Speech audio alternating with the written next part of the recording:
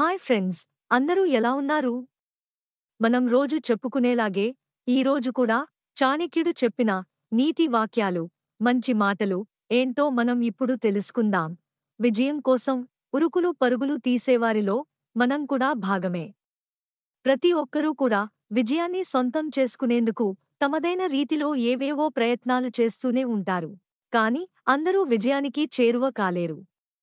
అయితే జీవితంలో సాధ్యమైనంత త్వరగా విజయం సాధించాలనుకునేవారు ఆచార్య చాణక్యుడు చెప్పిన సూచనలు పాటిస్తే చాలు. విజయం వారినే వరిస్తుంది. ఎన్నో శాస్త్రాలలో ప్రావీణ్యం కలిగిన ఆచార్య చాణక్యుడు విజయం కోసం ఏ సూచనలు ఇచ్చాడో ఇప్పుడు తెలుసుకుందాం. నిజాయితీగా ఉండండి.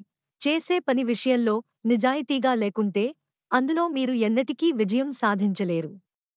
ఇంకా తప్పుడు మార్గంలో డబ్బు సంపాదించినా అది ఎక్కువ కాలం ఉండదు.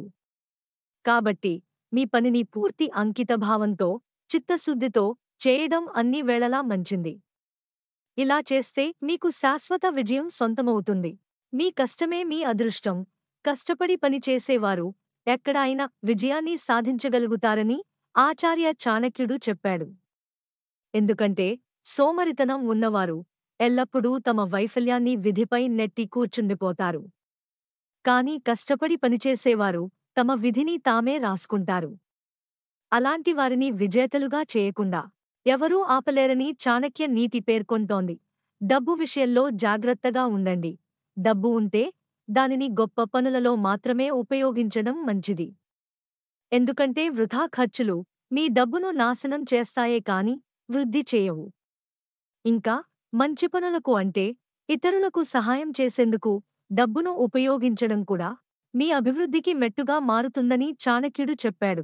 వినయంగా ఉండండి. ముందుగా అందరూ చెప్పేది విని మనసులో పెట్టుకోవాలని, ఆపై వ్యక్తిగత అవగాహనతో నిర్ణయం తీసుకోవాలని ఆచార్యుడు చెప్పాడు.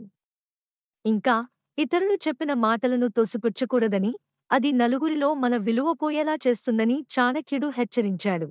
ఇవి ఫ్రెండ్స్, చాణక్యుడు చెప్పిన విజయానికి 5 సూత్రాలు.